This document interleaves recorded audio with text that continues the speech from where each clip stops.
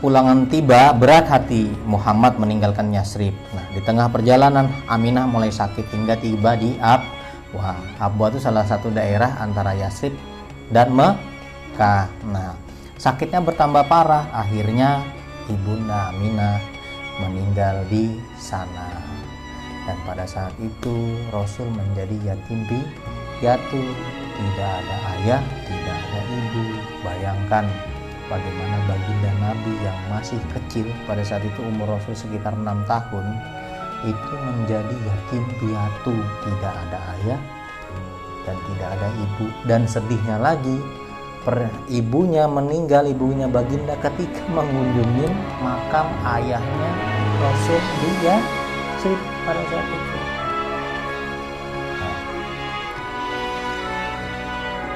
Muhammad terdiam lama di makam itu. Jadi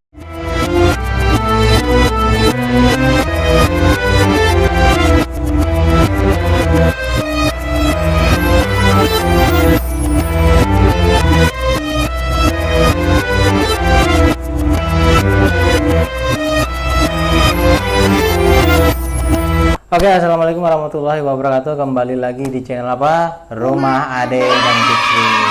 Jadi alhamdulillah hari ini kita lanjut lagi berkisahnya, yaitu adalah kisah yang kemarin, kisah lanjutan yang kemarin, sambungan dari cerita yang kemarin masih tentang baginda Nabi, baginda Muhammad SAW.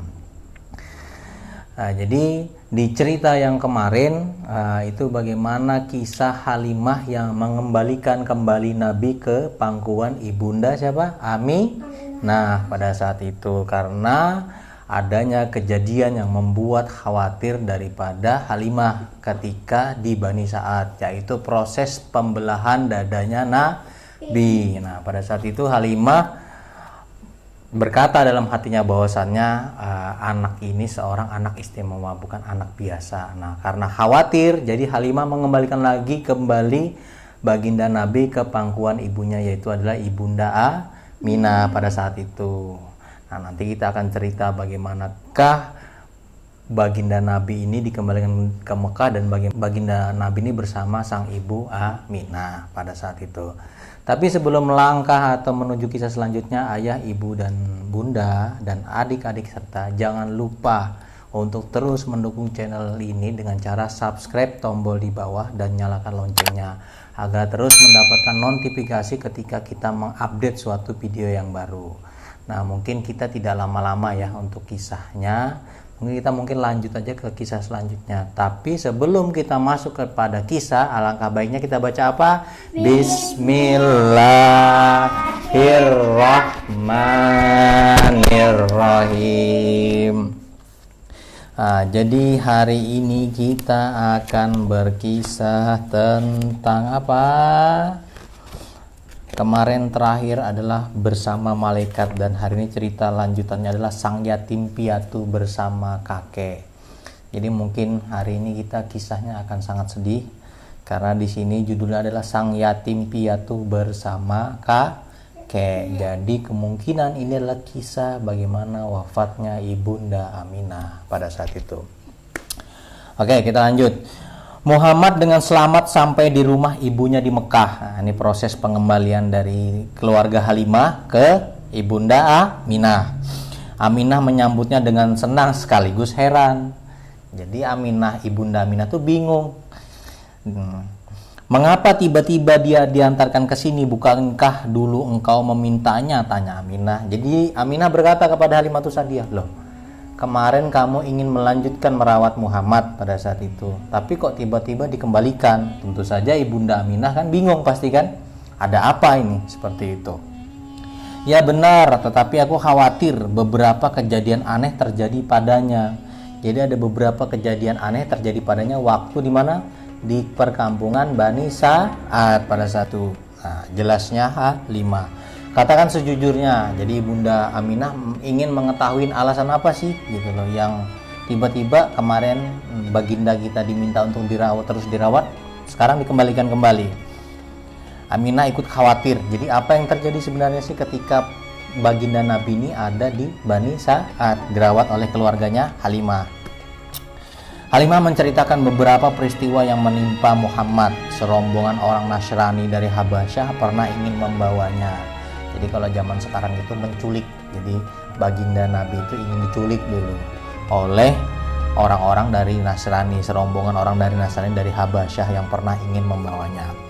Lalu dua lelaki asing membelah dadanya. Nah, itu yang kemarin Nabi ceritakan kan, bagaimana Rasul itu dibelah dadanya, diambil organ dalamnya, hatinya, untuk disucikan di dalam bejana emas pada saat itu.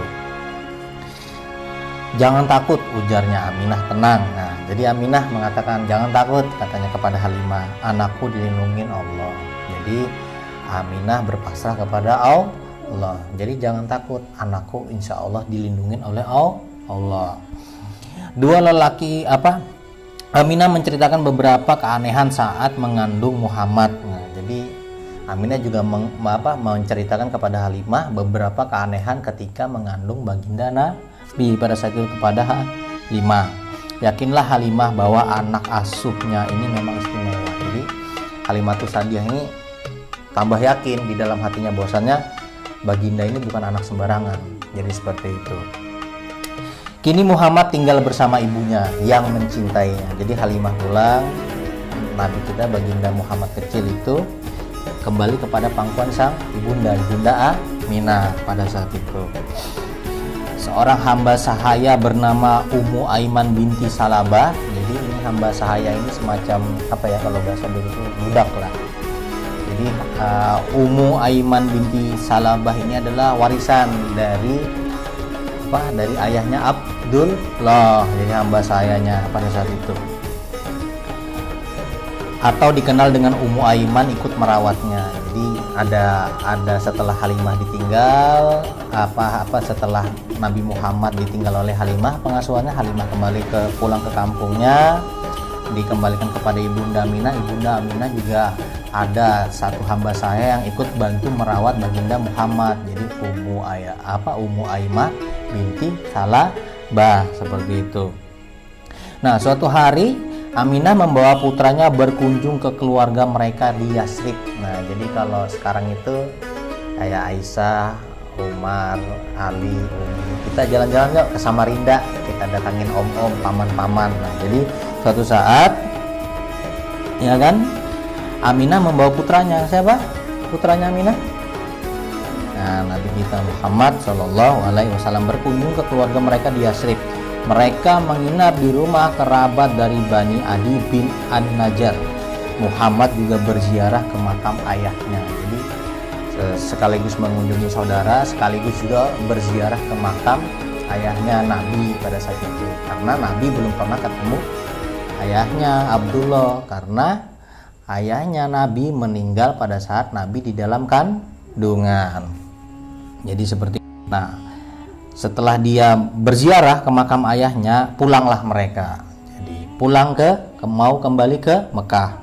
Nah, di saat kepulangan tiba, berat hati Muhammad meninggalkan Yasrib. Jadi baginda Nabi ini berat meninggalkan Yasrib, ya, karena mungkin kangen kan dengan ayahnya kan.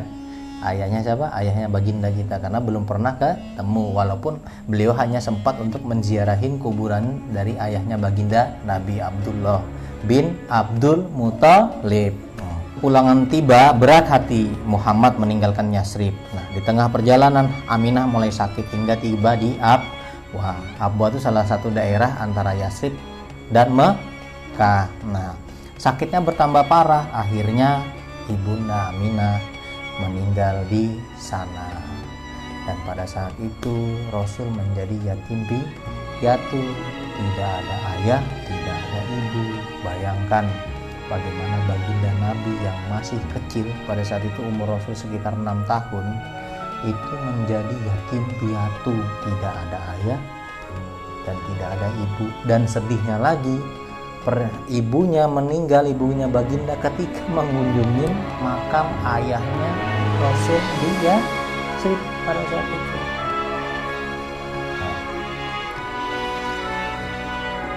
Muhammad terdiam lama di makam ibu. Jadi baginda itu hanya bisa termenung, terdiam lama di makam ibu.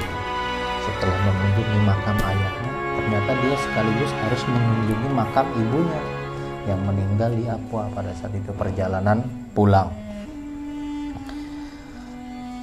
Air mata membanjirin, jadi Rasul itu nangis. Ya bagaimanalah seorang anak kecil ditinggal ayah dan ibu, akhirnya nangis pada saat itu. Bahunya berguncang, hatinya perih ditinggal ibu tercinta. Karena siapa lagi yang ada yang disayangin oleh baginda pada saat itu? Ayah tiada, sekarang ibu tiada. Sisa siapa? Sisa kakek dan pamannya pada saat itu. Ummu Aiman memeluk Muhammad dengan erat dan air mata tidak henti-hentinya mengalir. Jadi Ummu Aiman, si hamba sahaya ini juga ikut menangis pada saat itu karena saking sedihnya. Bagaimana Rasul yang masih kecil pada saat itu, ya kan? Nah, pada saat itu Rasul yang masih kecil itu habis mengunjungi makam ayahnya, pulang langsung lagi mengunjungi makam ibunya. Ketika pada saat itu ibunya juga ikut menangis pada saat itu. Ibunya juga ikut meninggal ketika perjalanan pulang di Apua seperti itu. Baru Ummu Aiman berkata kepada Rasul, ayo kita pulang ke Mekah anak. Jadi ya gimana ya, sedih sih sebenarnya kalau dipikir. Anak sekecil Rasul yang masih umurnya sekitar 6 tahun harus kehilangan ibunya. Yang Muhammad terdiam lama di makam ibunya, bahunya terguncang, hatinya perih ditinggal ibunya. Ya bagaimana lah kalau Aisyah, bayangkan ditinggalkan Umi, ditinggalkan Abi dengan anak sekecil itu. Seperti itu. Makanya itulah bagaimana kenapa Rasul itu kita disuruh menyayangin anak yatim piatu. Karena baginda kecil itu merasakan bagaimana menjadi seorang yatim dan piatu pada saat itu. Ummu Aiman memeluk erat dengan air mata yang tidak henti-hentinya mengalir pada saat itu. Jadi Ummu Aiman mengatakan, ayo kita pulang ke Mekah anak. Jadi dibujuk Rasul. Jadi setelah itu sambil menangis, ayo anakku, ayo Muhammad kecil kita pulang ke Mekah. Bagaimana perasaannya Nabi pada saat itu? Baru Nabi mengatakan, ibuku isaknya Muhammad. Jadi sebelum pergi. Jadi kalau bahasanya itu umi. Jadi pada saat itu kalau bahasanya itu umi. Jadi tadi sedihnya pada saat itu.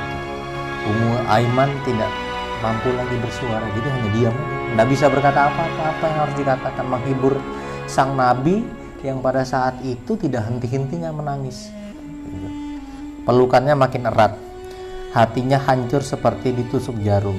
Muhammad yang baru berusia 6 tahun sudah menjadi yatim piatu. Bayangkan 6 tahun seumuran Ali sudah menjadi yatim piatu, tidak punya ayah, tidak punya ibu. Siapa lagi yang menjadi sandara pada saat itu? Kalau kita pikir, saking sedihnya cerita ini. Muhammad yang baru berusia 6 tahun sudah menjadi yatim piatu. Sampai di Mekah, Ummu Aiman mengantarkan Muhammad ke rumah Abdul Muthalib. Siapa Abdul Muthalib? Sang kakeknya Muhammad. Jadi Abdul Muthalib tidak henti-hentinya memeluk dan mencium cucunya. Jadi kalau sekarang mungkin ke tempat nenek. Jadi diantarkan kepada Abdul Muthalib. Jadi Abdul Muthalib begitu Muhammad kecil datang langsung dipeluk dan mencium cucunya pada saat itu. Ya sedih lah, sedih. Oh cucuku putra Abdullah, bisiknya. Jadi dibisikin, sayang. Matanya buram oleh air mata. Jadi matanya berkaca-kaca. Sedihnya buram oleh air mata. Ummu Aiman terisak sambil menunduk. Jadi Ummu Aiman sudah nggak bisa berkata apa-apa, dia hanya diam menunduk. Dia bisa merasakan bagaimana kesedihannya Muhammad dan kakeknya. Jadi bagaimana sedihnya Nabi dan kakeknya Abdul Muthalib langsung ditinggalkan lagi oleh ibunda Aminah tercinta. Waktu lahir Nabi menjadi yatim, bapaknya sudah tidak ada. Sekarang ibunya lagi harus kembali menghadap kepada sang pencipta, yaitu Allah. Seperti itu. Ummu Aiman terisak sambil menunduk. Ummu Aiman, ujar Abdul Muthalib lembut. Jadi Abdul Muthalib mengatakan kepada Ummu Aiman, tolong rawat cucuku. Ummu Aiman mengangguk sambil mengusap air matanya. Jadi ya Tuan. Jadi dia mengatakan seperti itu. Sang kakek sangat mencintai Muhammad. Jadi sang kakek Abdul Muthalib itu sangat mencintai Nabi, baginda Nabi Muhammad SAW. Dia selalu membawa cucunya menghadiri rapat para pemuka Quraisy. Nah, jadi ini menarik di paragraf ini, dia selalu membawa cucunya menghadiri rapat para pemuka Quraisy. Jadi bagaimana Nabi kita, baginda kita Muhammad SAW itu dari kecil sudah terbiasa dengan hal-hal yang besar. Jadi Nabi itu masih sekelas Ali itu dibawa sama kakeknya. Ayo Muhammad, duduk bersama orang-orang besar pemuka Quraisy untuk membicarakan hal-hal besar.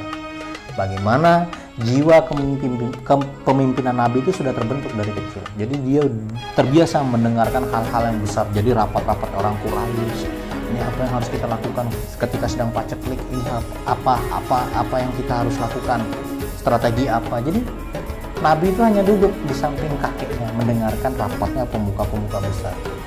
Bagaimana jiwa kepemimpinan Nabi itu sudah terdidik dari kecil, membiasakan dengan bergaul dengan orang-orang yang besar, orang-orang yang pintar pada saat itu.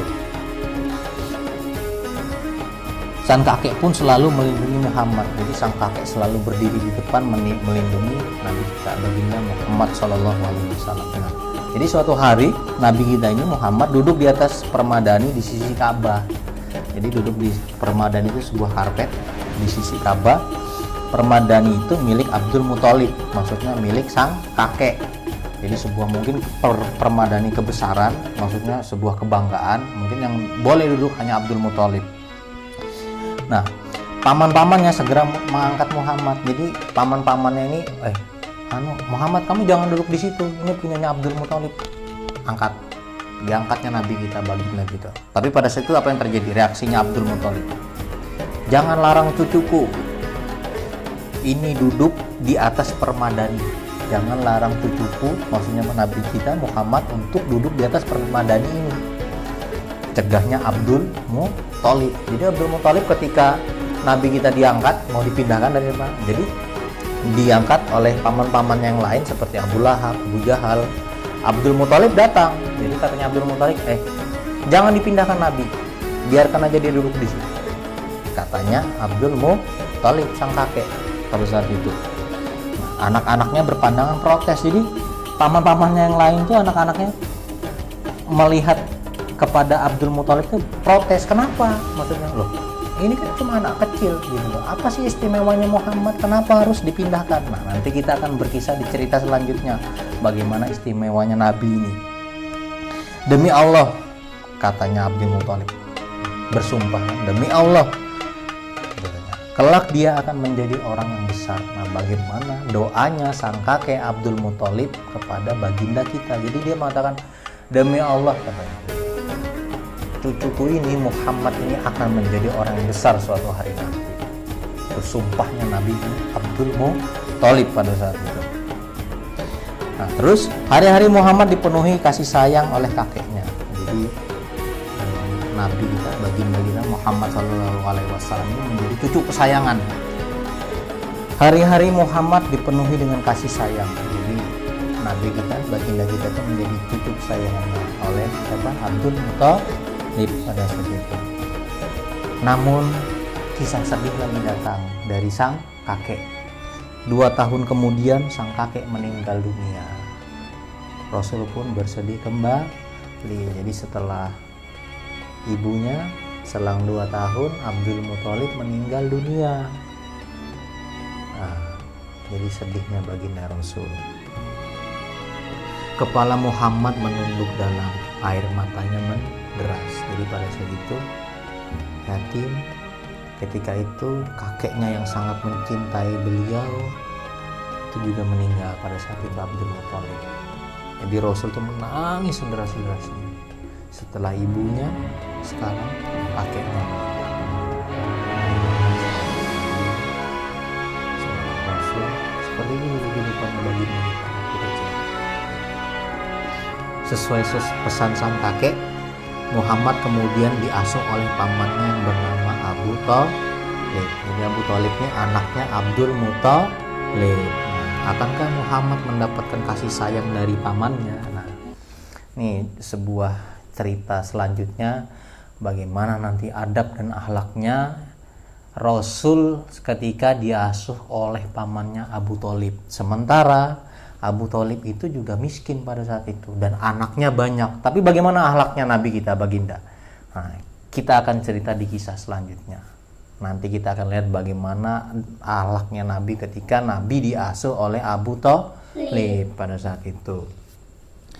Dilarang meratap secara berlebihan. Abdullah radhiyallahu an meriwayatkan bahwasannya Rasulullah Shallallahu alaihi wasallam bersabda, "Bukan termasuk dari golongan kami orang yang memukul pipinya, merobek saku pakaiannya dan meneriakkan teriakan jahiliyah." Hadis Bukhari dan Muslim. Jadi di dalam hadis ini kita dilarang untuk bersedih secara berlebihan ketika kita ditinggal orang yang meninggal, kita menangis raung-raungnya, terus guling-guling nggak jelas. Nah, itu dilarang oleh Rasul karena itu termasuk orang-orang yang ibaratnya orang-orang apa? Orang-orang jahiliyah, karena di sini meneriakkan teriakan-teriakan yang jahiliyah. Misalnya, kenapa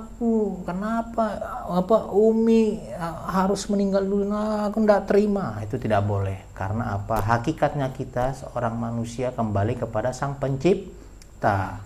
Allah yang menciptakan kita, maka Allah yang berhak kembali untuk mengambil diri kita. Jadi seperti itu, dilarang untuk meratapi nasib atau kematian seseorang secara berlebih-lebihan. Nggak boleh seperti itu. Sedih boleh untuk untuk ibaratnya itu memperlihatkan kesedihan kita karena ketika kita ditinggal oleh orang yang dicintain. Tapi berlebihan yang tidak boleh, katanya Rasul. Oke? Nah, bagaimana Rasul juga seorang manusia, baginda Nabi juga seorang Nabi. Ketika ada orang yang sangat dia sayangin, dia akan bersedih. Nanti juga akan terus terjadi ketika Khadijah meninggal, istrinya Rasul. Nanti kita akan lihat bagaimana sikap dan perilakunya Rasul pada saat itu. Nah, jadi ini ada pelajaran bahasa Arab. Keranjang bayi, dot sama bayi. Ayo, sekarang dibaca. Nah, apa ini? Keranjang bayi. Fadun. Mas sodun Dot, habis itu? rodiun. Rodiun bayi. Nah, jadi itu adalah pelajaran bahasa Arab sekilas sedikit. Jadi mungkin ini ekspresi ketika sang kakek Abdul Muthalib sedih ketika ibunda dari Rasul Aminah juga meninggal pada saat itu, sehingga pengasuhan jatuh kepada sang kakek. Namun tidak lama, hanya 2 tahun sang kakek pun ikut meninggal pada saat itu, dan Rasul pun makin sedih. Dan pengasuhan selanjutnya akan dilemparkan kepada anaknya dari Abdul Muthalib, yaitu adalah Abu Thalib, salah satu pamannya beliau. Dan pada saat itu paman beliau anaknya banyak dan miskin. Tapi bagaimana adabnya, kita akan saksikan di kisah selanjutnya. Jadi mungkin ini sebuah cerita yang sangat sedih, bagaimana seorang kita, baginda kita Nabi SAW semenjak kecilnya sudah menjadi yatim, ketika itu menjadi piatu di umur 6 tahun, mengalami sebuah peristiwa yang besar ketika di Bani Sa'ad, hendak diculik orang, tragedi pembelahan dada pada saat itu. Dan pada saat itu dia menjadi cucu yang sangat disayangin oleh sang kakek, sehingga setiap kegiatan-kegiatan besar, rapat-rapat orang-orang Quraisy beliau diajak, sehingga bagaimana mengasah dari jiwa kepemimpinannya beliau. Namun itu tidak bertahan lama. 2 tahun kakeknya Abdul Muthalib meninggal, dan terakhir pengasuhan diberikan kepada Abu Thalib, yang notabene Abu Thalib juga anaknya banyak dan miskin. Tapi bagaimana akhlaknya Rasul, mungkin kita akan saksikan di kisah selanjutnya. Mungkin itu aja yang dapat saya sampaikan pada cerita kali ini. Segala kesalahan dalam cerita yang saya sampaikan itu murni datangnya dari saya, karena manusia tidak lepas dari salah dan hilaf. Dan segala kebenaran yang mungkin saya sampaikan di dalam buku ini atau dalam kata-kata saya itu murni datangnya dari Allah Subhanahu wa Ta'ala, bukan dari kepandaian saya, karena semua itu hanya adalah anugerah dari Allah Subhanahu wa Ta'ala. Jadi mungkin itu saja yang dapat saya sampaikan. Mungkin kita langsung saya tutup dengan apa? Alhamdulillahirabbil alamin. Dan jangan lupa untuk terus dukung channel ini dengan klik tombol subscribe di bawah dan tekan loncengnya untuk terus mendapatkan notifikasi dari channel Rumah Ade dan Fitri. Oke, assalamualaikum warahmatullahi wabarakatuh. Dadah.